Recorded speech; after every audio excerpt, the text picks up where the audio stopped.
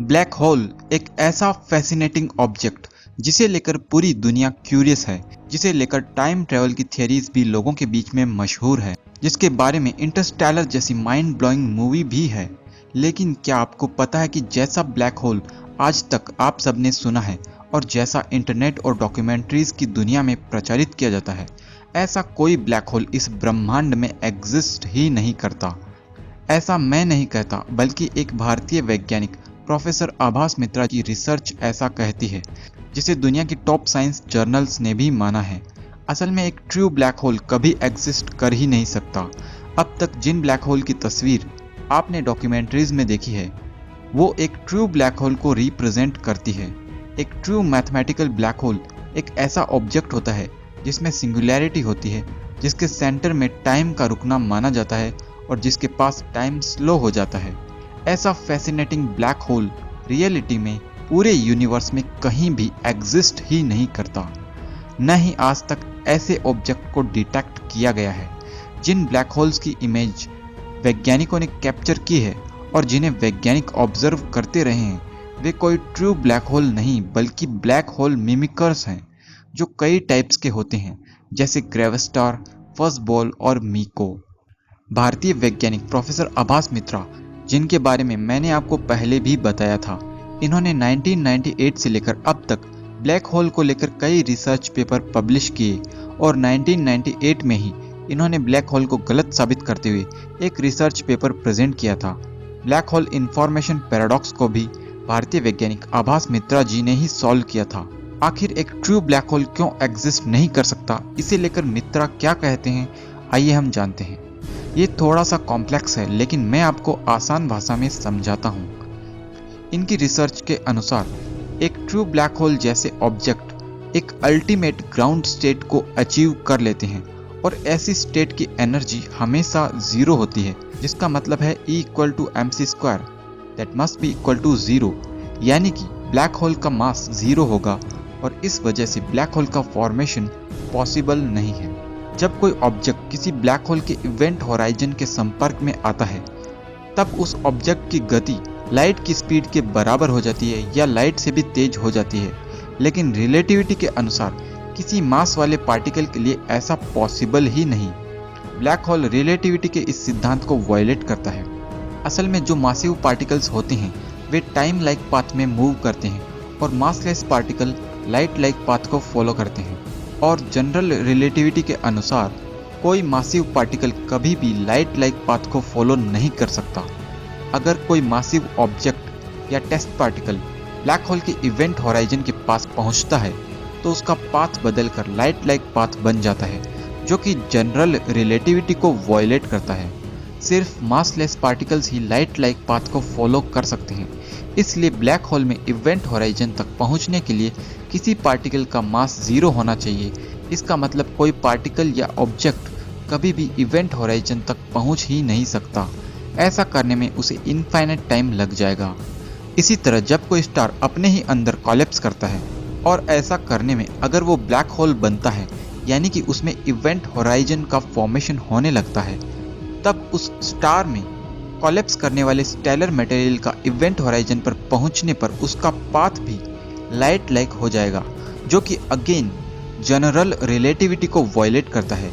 इसका मतलब एक स्टार का अपने अंदर कोलैप्स करते हुए इवेंट होराइजन को फॉर्म करना पॉसिबल नहीं है, यानी कि एक ब्लैक होल फॉर्म ही नहीं करेगा। और अगर ऐसा ब्लैक होल का फॉर्मेशन हम एक बार के लिए अज्यूम भी कर लें, तो हमें उसका मास जीरो मानना पड़ेगा और एक कोलैप्सिंग स्टार द्वारा ऐसी लोवेस्ट ग्राउंड स्टेट को प्राप्त करने के लिए एक स्टार को कोलैप्स करते वक्त सारे मैटर को रेडिएट करना पड़ेगा और इस तरह एक लोवेस्ट ग्राउंड स्टेट को वह अचीव कर पाएगा जिसकी एनर्जी जीरो होती है। इसका मतलब जिसका मास भी जीरो होगा और ऐसा होने में इनफाइनाइट टाइम लग जाएगा। इसका मतलब ऐसे ऑब्जेक्ट्स ब्लैक होल नहीं बल्कि एटर्नली कोलैप्सिंग ऑब्जेक्ट होते हैं, जो लगातार कोलैप्स होते हुए मैटर को रेडिएट करते रहते हैं ताकि एक लोवेस्ट ग्राउंड स्टेट को अचीव कर लें, जिसे अचीव करने में इनफाइनाइट टाइम लगेगा। ब्लैक होल को लेकर कई ऑब्जर्वेशनल एविडेंस मिले हैं जो ये सजेस्ट करते हैं कि ब्लैक होल से मासिव इरप्शन होता है और यह इरप्शन ब्लैक होल के अस्तित्व पर ही सवाल उठाता है।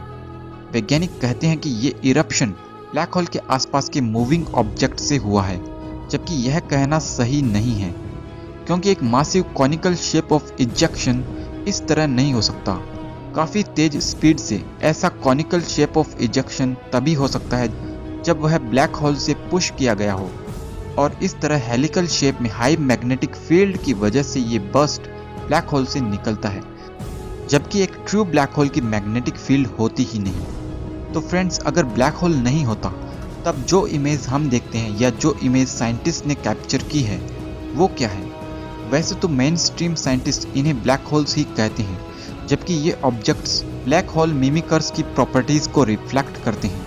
ये एक स्ट्रेंज ऑब्जेक्ट मीको यानी मैग्नेटोस्फेरिक एटर्नली कोलैप्सिंग ऑब्जेक्ट भी हो सकते हैं। ब्लैक होल को लेकर यह सॉल्यूशन आभास मित्रा ने दिया है। ये इको ब्लैक होल के जैसे दिखने वाले स्टार्स होते हैं जिनमें सिंगुलैरिटी नहीं होती और लाइट उनकी ग्रेविटी को एस्केप कर सकती है। मित्रा के दिए इस सॉल्यूशन को कई ऑब्जर्वेशनल एविडेंस ने सपोर्ट किया है। जुलाई 25, 2006 को हार्वर्ड यूनिवर्सिटी ने अपनी प्रेस रिलीज में ऑफिशियली यह अनाउंस किया था कि कुछ ऑब्जेक्ट्स जिन्हें ब्लैक होल समझा जा रहा है वे भारतीय वैज्ञानिक आभास मित्रा के एटर्नली कोलैप्सिंग ऑब्जेक्ट के आइडिया को रिफ्लेक्ट करते हैं। ट्रू ब्लैक होल में कोई मैग्नेटिक फील्ड नहीं होती, जबकि इको में स्ट्रॉन्ग मैग्नेटिक फील्ड होती है, और नेचर पत्रिका में एक सुपरमासिव ब्लैक होल के सेंटर में एक स्ट्रॉन्ग मैग्नेटिक फील्ड को ऑब्जर्व किया गया था, जो कि सजेस्ट करती है कि ये ब्लैक होल नहीं बल्कि इको है। वैज्ञानिकों ने ऑब्जर्व किया है कि जिन्हें ब्लैक होल माना जा रहा है उनमें से मैटर का एक जेट की तरह हाई स्पीड से इजेक्शन ऑब्जर्व किया गया है, और ऐसे फिनोमेना को बिना मैग्नेटिक फील्ड वाले ट्रू ब्लैक होल एक्सप्लेन नहीं कर सकते। अभी तक इनके रिसर्च पेपर को किसी भी वैज्ञानिक ने गलत साबित नहीं किया है। ऐसा कोई पीयर रिव्यूड रिसर्च पेपर नहीं है जो इनके बेसिक रिसर्च के अगेंस्ट हो। तो फ्रेंड्स, ये हैं भारतीय वैज्ञानिक की रिसर्च। एक तरफ अनेकों बड़े वैज्ञानिक हैं जिनको पूरी दुनिया में फेमस कर दिया गया, वहीं दूसरी तरफ एक भारतीय वैज्ञानिक हैं जिन्होंने ब्लैक होल की मिस्ट्री को सॉल्व करते हुए एक नए आइडिया को जन्म दिया, जिसके पक्ष में ब्लैक होल से ज़्यादा एविडेंस मौजूद है। इतने बड़े अचीवमेंट के बाद भी हमने अपने इंडियन साइंटिस्ट को इतना सपोर्ट नहीं किया ताकि उनकी रिसर्च को पूरी दुनिया में पहचान मिले, और इस तरह निष्पक्ष होकर साइंटिफिक रिसर्च करने वाले भारतीय वैज्ञानिकों को भी साइंस में एक बड़ा कंट्रीब्यूशन करने का मौका मिले। तो फ्रेंड्स, इस वीडियो को अपनी साइंटिफिक कम्युनिटी में ज़रूर शेयर करें। इंडिया के बारे में ऐसी ही यूनिक इन्फॉर्मेशन को जानने के लिए सब्सक्राइब करें हमारे चैनल को। मैं मिलता हूँ आपसे किसी अगले वीडियो में, तब तक के लिए नमस्ते।